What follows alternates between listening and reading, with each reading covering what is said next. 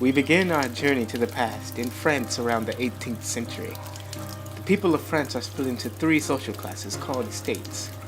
The first is filled with clergymen, members of the church. Second, the nobles, those recognized by the king.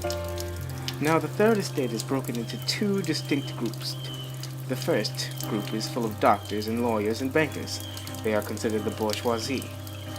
The second group is considered to be the lower class of the French people. Each estate had representatives of which who would meet separately to discuss changes. This was known as the Estates General. However, each estate received one vote in which they used to ratify changes. France is currently under the rule of King Louis XVI, under a time where thoughts of revolution stir. Let us watch as the story unfolds in the eyes of the monarch.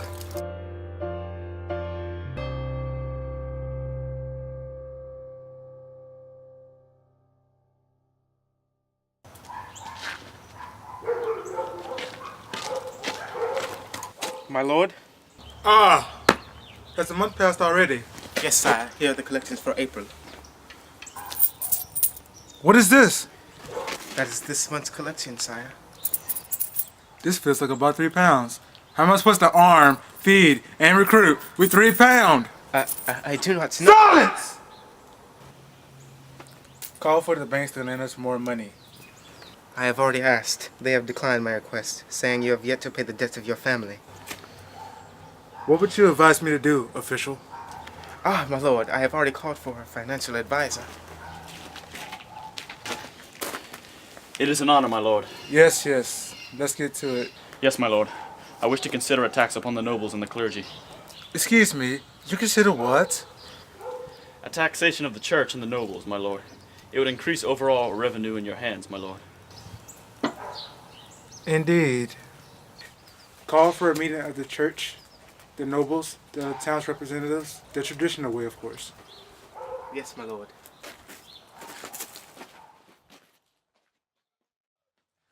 My lord! What is it? The townspeople, they have refused to meet. They stated they formed their own convention, my lord. Something called the National Assembly. What is it that they demand? They wish for all the estates' representatives to meet together at once. All right. Send the messenger giving them my permission to meet. Wait. Tell the commander of the army to send 100 foot soldiers to Paris and Versailles, each. Yes, my lord.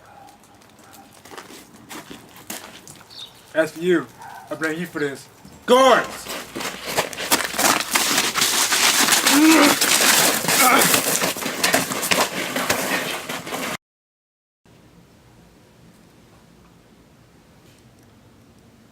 So we're all in agreement. I'm all for it. I suppose I also agree. Then I hereby state that the Declaration of Rights of Men to be approved.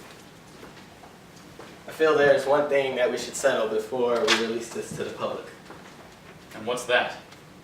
We are eliminating the king's threat. We will take and destroy Bastille.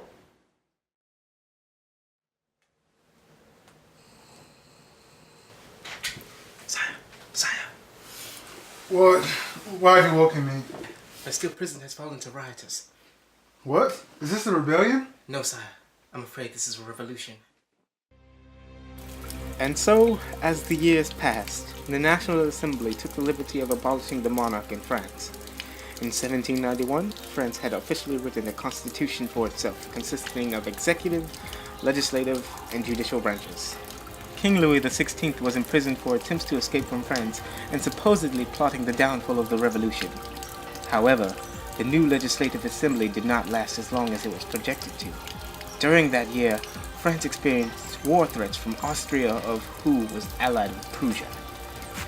The Legislative Assembly was voted out of France and replaced with the National Convention with a brand new constitution. Members of the Jacobins family, such as Jacques Danton and Maximilien Robespierre, were eventually favored overall by the delegates of the National Convention, who had indefinite views. Unfortunately, the following events describe the bloodier side of the revolution.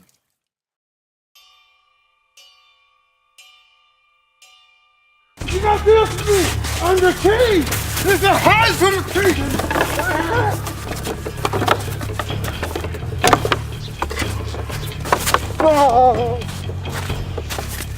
King Louis, we, the Republic of France, find you guilty of high treason and sentence you to death by guillotine.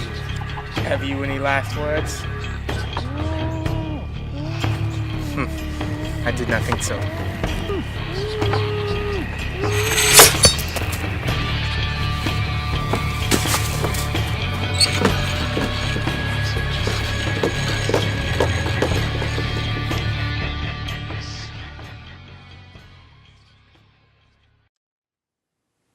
I find that though we have made great contributions to keep this republic alive, there are still obvious threats to our cause, such as that Charlotte woman. Gah. Anyway, I think we should eliminate all signs of threat to the revolution. Are you sure this is completely necessary? It is necessary to annihilate both internal and external enemies of the republic, or perish with its fall.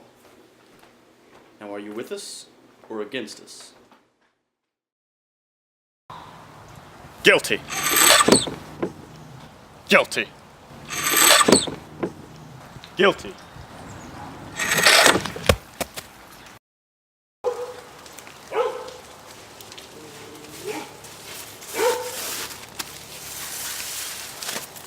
Maximilian, this has gone far enough. What do you mean? All these death sentences, and instilling more fear than hope amongst the people. It is completely necessary. Those who are not loyal to our cause must be cut down. Even those who've not even lifted a finger against us? And yet you stand here voicing your opinion against me? So, will you execute me too? Are you against me? I'm afraid I'm definitely not with you. So be it.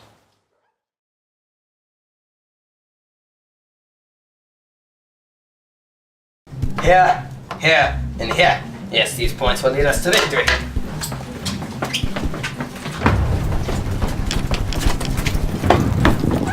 West Battalion, draw the enemy by moving to the northwest.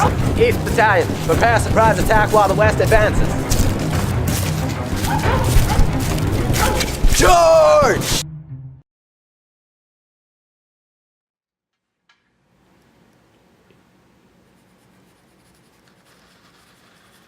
Well, John, what brings you here? Morning, sire. I've come to check the status on the terms with the Pope. Yes, I just finished that actually. Here you go. Many thanks, my lord. With this, perhaps we will lose our conflict with the Catholic Church. Another victory for Napoleon. Yes, I'm only trying to do what's best for France. Why, don't be modest. Why, in the last 3 years, you've already improved some relations with our former enemies, written an improved constitution for France, and reformed our education system for the better. All what I thought was best for France. You're quite popular amongst the people, sire. Have you ever thought about expanding France into an empire? Only if the people made me. They'd be more than willing, sire. I'd better get this to the Pope. It was nice speaking to you, John. My pleasure. In the Battle of Leipzig, Napoleon met his final defeat to the Allied forces of Great Britain, Russia, Austria, and Prussia. Napoleon resigned his claim to the throne and was sentenced to exile on a small island on the coast of Italy. France was again lacked a ruler, and the Bourbon family was restored control as a monarch. The new ruler of the kingdom was now King Louis XVIII, brother to King Louis XVI. Napoleon returned to France and took control once more.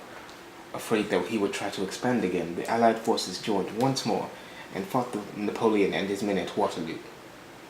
After losing, Napoleon was sent to exile at St. Helena, where he died of stomach cancer in 1821. After Napoleon's defeat at Waterloo, France took measures to restore peace and order throughout Europe. Delegates of Great Britain, France, Austria, Russia, and Prussia met in Austria for the Congress of Vienna. 3 principles were established during such meeting. First, the countries that suffered at the hands of Napoleon were repaid what they lost. Second, each nation had an even amount of power, so none would control over the other. Third, all decisions would be followed through the rule of legitimacy, meaning the former ruling families would be restored. France also had to pay large indemnities, finances to each of the countries that were damaged. Over time, the ideas of the French Revolution died down drastically. However, the ideas of the revolution would last for many years to come.